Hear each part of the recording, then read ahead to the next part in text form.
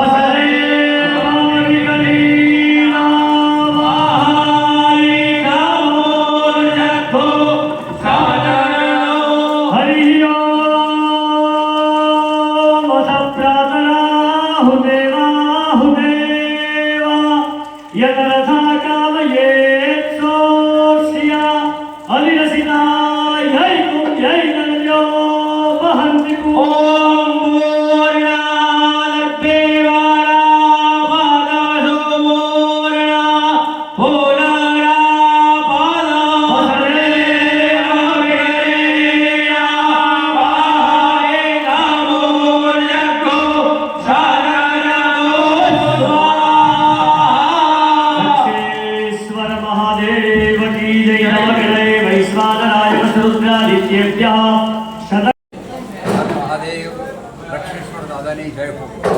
श्रावण मास भगवान शिवनो पवित्र महिमाનો દિવસ છે અને આખું એ વિશ્વ ભગવાન શંકરની પૂજા આરાધના સભા મેળામાં કરતા હોય છે. આ વર્ષે યોગાનું એક 5 શનિવાર અને 5 સોમવાર અને સોમવારથી શ્રાવણ માસની શરૂઆત થઈ અને આજે સોમવારે શ્રાવણ માસની પૂર્ણાહુતિ થઈ. શ્રાવણ વ્રત અમાસ આજે ભગવાનની પૂજા અર્ચન કરવાનો ખૂબ સારો દિવસ છે. આજે ભગવાનની પૂજન કરવાથી અનેક ઘણું ફળ મળે છે. હું છેલ્લા 20 વર્ષથી અહીંયા રક્ષેશ્વર મહાદેવમાં માસ દરમિયાન 1.25 લાખ બિલીપત્ર ચઢાવું છું અને દર અમાસે દુનિયામાં ક્યાંય પણ હોઉં તો રક્ષેશ્વર મહાદેવની પૂજા કરવા માટે અમાસના દિવસે અચૂક આવું છું. આ વર્ષે વિચાર થયો કે ભગવાનની પૂજા ઉપરાંત હોમાત્મક લઘુરુદ્ર કરીએ અને સેવાનો સૌને લાભ મળે માટે હોમાત્મક લઘુરુદ્રનું આજે આયોજન કરવામાં આવ્યું. ખૂબ સારી રીતે પૂજા કાર્ય સંપન્ન થયું. શાસ્ત્રીજી અહીં હાજર છે, જેમણે પૂજા વિધિ કરાવી. એ યજ્ઞ વિશે વાત કરશે. ભવાની શંકર મંદિરે શ્રદ્ધા વિશ્વાસ યાભ્યામ વિના ન પશ્યંતે શુદ્ધ સ્વાંત. સૌને જય મહાદેવ, હર હર મહાદેવ. મહાદેવનું નામ જ કાફી છે, પણ શ્રાવણ માસ વિશેષ ભગવાન શિવની પૂજાનું મહત્વ ધરાવે છે અને માલપુર ગામમાં પવિત્ર એવું રક્ષેશ્વર મહાદેવનું મંદિર નિત્ય બ્રાહ્મણોના વેદ મંત્રોથી, યજ્ઞના આહુતિઓથી, સ્વાહા સ્વાહા શબ્દ અને મંત્રની ધ્વનિથી ગુંજી ઉઠે છે. ત્યારે આ પવિત્ર શ્રાવણ માસમાં આજે 72 વર્ષે આવો શુભ યોગ પ્રાપ્ત થયો છે. નેવી સોમવતી અમાસના દિવસે યજમાન પરિવાર દ્વારા, સૌ તમામ મિત્રો દ્વારા, મંડળ દ્વારા અને માલપુર દ્વારા આ સુંદર અને ભવ્ય આયોજન આજે મહાદેવના સાક્ષીએ અને મહાદેવના સાનિધ્યમાં કરવામાં આવ્યું. હોમાત્મક લઘુરુદ્ર કર્મ થયું.